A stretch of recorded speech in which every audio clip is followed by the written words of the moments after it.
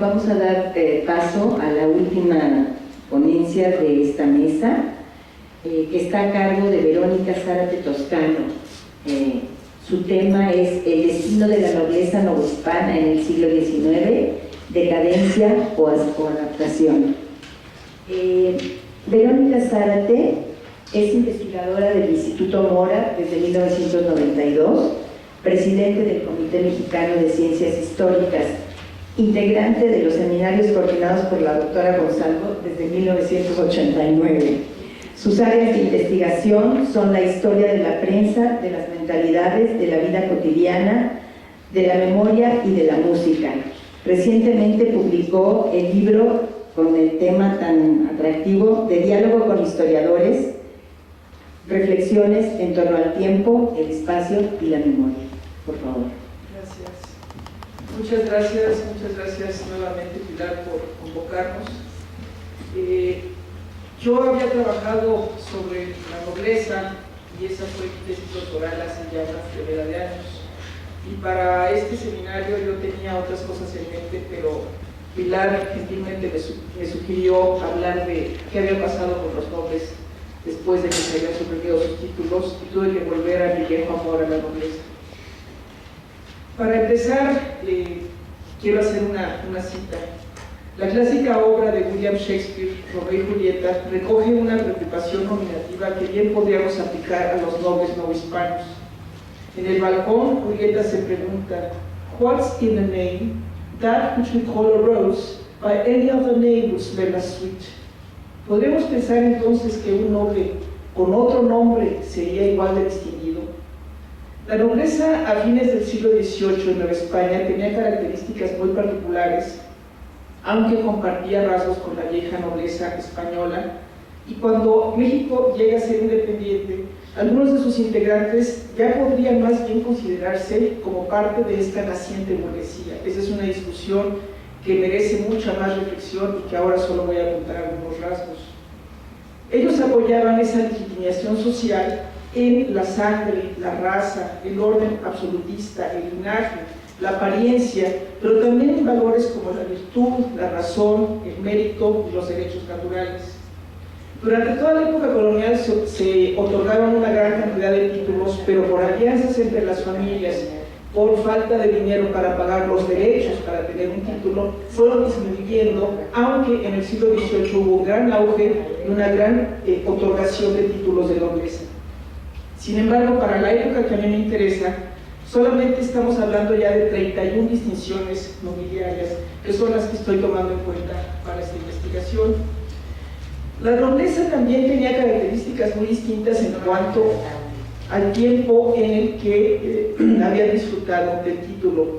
Para esta época, fines de la época colonial, inicios del México independiente, había títulos que llevaban hasta 11 generaciones gozando de esa distinción, pero había otros que estaban apenas en su primera o segunda generación, estaban empezando a otorgar ciertas características a esta familia por el hecho de gozar con un título cuando llega la independencia y sus primeros títulos. Entonces eso nos hace pensar en una gran distinción entre estas viejas familias de larga tradición y las familias recientemente tituladas. Algo distintivo de los nobles es su necesidad permanente de mostrar su estatus, y esto lo reafirman con distintos modos. Por ejemplo, participar en los rituales, mostrar sus privilegios, sus prerrogativas, mostrar sus blasones, acudir a todas las funciones públicas, demostrar que a través de la vestimenta de la que tanto hablamos ayer, tenían un lugar especial, una posibilidad económica distinta, pero al mismo tiempo, al interior de la familia también se les estaban inculcando ciertos valores que tenían como fin mantener esta distinción especial, tal vez demostrar que eran que podían ser dignos de una gran estima social, y para ello lo tenían que demostrar con buenas acciones hacia sus congéneres y al mismo tiempo también invirtiendo su dinero en buenas obras. La gran importancia de la iglesia y los donativos que hicieron los nobles para mantener su estatus en la tierra y también para ganar un lugar en el cielo. Muchas son las iglesias que tienen altares o que son construidas casi en la totalidad gracias a los esfuerzos de los nobles. Eso hacía que tuvieran una cierta presencia en la sociedad. Sin embargo, en el siglo XIX, cuando se suprimen, pues entonces sufren una serie de cambios en el estatuto jurídico. Y despojados de este título, la pregunta es, ¿qué hicieron estos antiguos nobles? ¿Cuáles fueron los móviles de adaptación que tuvieron en una vida republicana? ¿Qué mecanismos utilizaron para mantener su estatus, o cuando menos sus creencias, o cuando menos mantenerse en el pináculo de la sociedad, aunque ya no disfrutaran de un título de nobleza? Sería importante analizar por qué algunos decidían volver a los antiguos apellidos y otros seguían utilizando su título de nobleza, pero con la partícula ex condesa de, ex marqués de. Esto era una forma de distinguirse. Y también cuáles eran los retos de una nueva situación económica y de una posibilidad de participar en la dirección del nuevo país. En un régimen monárquico, la nobleza tiene sentido. Los nobles son parte de la compañía del rey, del resguardo del rey. Pero en un régimen republicano, la nobleza no tiene sentido. Recordemos que México, al momento de independizarse, todavía tuvo un breve lapso imperial donde los nobles inmediatamente arroparon al emperador y formaron parte de su corte. Pero cuando México se vuelve república, simplemente ya no tiene sentido. Y entonces se hace un gran debate, tanto en la prensa como en las cámaras de diputados y senadores, hasta que el 2 de mayo de 1826 se firma una ley que dice: quedan extinguidos para siempre los títulos de conde, marqués, caballero y todos los de igual naturaleza. El gobierno dispondrá que se destruyan por los dueños de edificios, coches y otros muebles de uso público los escudos de armas y demás signos que recuerden la antigua dependencia o enlace de esta América con España. No solo era suprimir los títulos de nobleza, sino romper cualquier posibilidad de enlace con la otrora metrópoli. La prensa que participó de este debate también incluyó algunas afirmaciones positivas de estos nobles.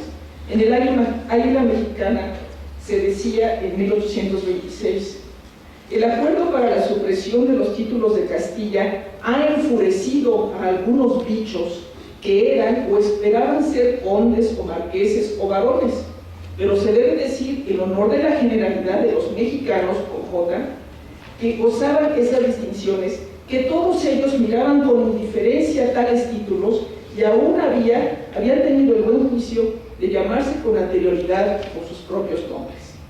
Claro, el prestigio de estos nobles muchas veces es que cambiaban su nombre por un título y ya no era Pedro Romero de Terreros, sino era el conde de Herrera. Pero algunos mantenían los títulos y los apellidos de manera indistinta. Ahora, una vez que llega este fin de la época colonial, algunos nobles deciden regresarse a España, pero otros habían decidido regresar a España desde antes de la independencia, cuando ya las cosas no se empiezan a ver nada bien. Por ejemplo, el segundo conde de la Cortina, español de nacimiento, consideró su deber regresarse a España y así lo hizo, pero la esposa se quedó en México. Además ella era la que tenía el título, se quedó en México y ya ella no firmaba como ex, ella firmaba como la condesa de la Cortina. En cambio, su hijo, José Justo Gómez de la Cortina, un distinguido científico, él renunció a la nacionalidad mexicana, mantuvo la nacionalidad española y pidió un permiso para mantener el título de conde de la Cortina, y así siguió viviendo en el México del siglo XIX. Por su parte, la familia de los marqueses de Selva Nevada estaba conformada por una rama mexicana, pero se había casado con un español que era sobrino de Virrey Iturrigaray.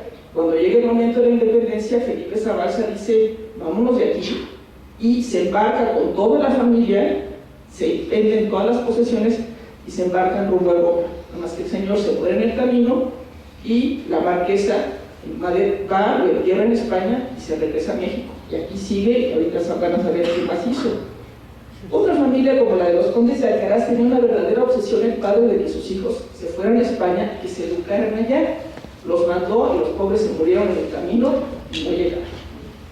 En cambio, la hija tuvo la oportunidad de quedarse en México, pero ya empezó a cambiar un poco la forma en que estas familias se enlazaban entre sí. Y en vez de casarse con otro pariente o con otro noble, se casó con Bernardo del Castillo, quien fue nombrado diputado por Zacatecas.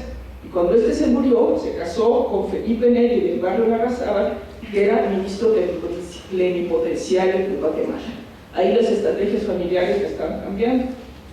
Un caso muy particular es el de la condesa consorte de Regla, la tercera. El conde de Regla, el tercero, casó con una mujer que era hija de la abuela Rodríguez. Después de tener algunos hijos, ella se hartó y se divorció y se fue a vivir a Nueva York. En realidad iba a Europa, pero ya no llegó, se quedó en Nueva York y allá se murió. Y hubo otros nobles que también se fueron a vivir fuera. Aquí no había la posibilidad de seguirlos tentando o simplemente rechazaban todo este oropel de la nobleza. Uno de los hijos del primer conde de Regla, que tenía el título de marqués de San Cristóbal, era un rebelde sin causa y acabó yéndose a estudiar medicina a París y falleció cuando él hizo experimentos consigo mismo. Estaba enfermo, tenía una serie de enfermedades, escribió una tesis sobre la aplicación de ciertos medicamentos y él hizo experimentos con la quinina para curarse sus enfermedades, pero le falló el experimento y falleció. Esta movilidad geográfica finalmente es fruto de este sentimiento de los oriundos de la península que quieren volver a ella, y esto no es distintivo de la nobleza ni exclusivo del siglo XVIII. Los españoles que vienen a hacer la América, cuando logran cierto capital, muchas veces se regresan a España, y esto era bastante común en el siglo XVIII, en el siglo XIX y en el siglo XX. Pero estos nobles son particularmente especiales porque ellos se quieren regresar y llevar el título a España. Muchos de ellos lograron renovar el título en España y actualmente se sigue publicando un tomo de este tamaño que se llama Elenco de Grandezas, donde se siguen registrando los descendientes de esos nobles que alguna vez tuvieron el título en España y que siguen vigentes en la península.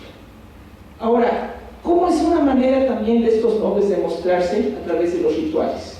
Muchos de estos nobles tuvieron casamientos muy importantes, pero ya para la época en la que los estamos estudiando, tienen sobre todo rituales mortuorios. Algunos de ellos, por ejemplo, la condesa de Regla que les mencionaba, fallece en Nueva York, la van y la entierran en San Patricio, en la Quinta Avenida de Nueva York, pero el marido, el ex marido, le hace una pomposa ceremonia porque la familia tenía que rendirle tributo, aunque se hubiera divorciado, aunque hubiera dejado a los hijos chiquitos, pero era una manera de consolidar este grupo de apoyo de la nobleza y darle el pésame al pobre hombre que había sido abandonado por la mujer y a los pobres hijos que habían quedado huérfanos de madre. Otra familia que hizo un gran ritual fue la de los condes de la Cortina, cuando una de las hijas de la condesa, Loretito, falleció y le hicieron una gran ceremonia en el convento de San Francisco, aprovechando la presencia de la compañía de ópera italiana. La Cesari cantó el Requiem y fue una ceremonia muy pomposa. Estamos hablando de 1840. Los títulos ya tenían tiempo de haber suprimido, ya esa ceremonia fue lo más granado de la sociedad, muchos descendientes de estos nobles o ex nobles, pero también los funcionarios, los militares y todos aquellos que seguían participando de esta preeminencia de la nobleza. Ahora, hay muchas cosas que podríamos hablar, pero lo que me interesa es hacer una reflexión en términos generales. En este naciente país, los nobles empezaron a ocupar más puestos administrativos, se dedicaron a profesiones liberales, organizaron nuevas empresas. El grupo familiar continuó creciendo, aunque ya no llevaran el título de algún de conde o de marqués, pero finalmente fueron incorporando nuevos integrantes de estos grupos de poder que estaban cada vez adquiriendo más fuerza, inclusive muchos militares, fueron ministros, gobernadores, congresistas, etc. Algunos de estos nobles se distinguieron por defender la patria criolla. Algunos firmaron el Acta de Independencia no solo como Manuel Romero de Terreros, sino como el conde de Presa-Jalpa. Eso también nos habla de una apertura de estos nobles que estaban conscientes de que eran criollos y que había que defender a esta patria criolla. Otros, en cambio, por ejemplo, también de la familia de los Romero de Terreros, Manuel Romero de Terreros, cuando se enteró que llegaba el emperador Maximiliano, pintó su casa de negro y se fue a vivir a Europa. En cambio, uno de sus primos estuvo en la corte del emperador. Entonces, tampoco podemos hablar de que todas las familias se conformaran de la misma manera ni que todos los integrantes de la nobleza tuvieran las mismas actitudes ante estos cambios. Muchos de ellos siguieron financiando grandes obras, siguieron asistiendo a la ópera, al teatro y sobre todo se mantenían en este círculo familiar de forma un poco cerrada, guardando para mejores ocasiones los oropeles. Por supuesto que cuando llega el imperio de Maximiliano, los hijos y nietos de estos nobles volvieron a desempolvar los títulos y los blasones y estuvieron en la corte de Maximiliano. Una vez terminado el imperio, volvieron a guardar todo lo que les quedaba. Aunque no corresponde a este espacio geográfico, no puedo evitar hacer una alusión a un suceso muy reciente: el fallecimiento de la duquesa de Alba. Doña Cayetana tuvo y acumuló, ella y su familia, 45 distinciones nobiliarias, por matrimonios, por lazos, etcétera, etcétera. Pero lo más interesante es que en su misa fúnebre, el arzobispo de Sevilla la definió como noble de herencia, pero noble, muy noble de corazón, noble en la generosidad y el servicio a los más necesitados. Este es el concepto de noble que se tiene en el siglo XXI de Cayetana o de cualquier noble. Ella misma redactó su epitafio y decía: aquí yace Cayetana, que vivió como sintió. La mujer que ha acumulado más títulos en la historia, más títulos de nobleza, tenía esa actitud hasta chabacana, de aceptación. En las imágenes que podíamos ver en la televisión de sus funerales estaban la realeza, estaba el pueblo de Sevilla haciendo grandes colas en el ayuntamiento para rendirle tributo a una mujer. ¿Por qué? Porque finalmente fue una mujer, fue una noble que supo convivir con los integrantes de todos los estratos y logró así trascender más allá de los títulos y de la sangre. Muchas gracias.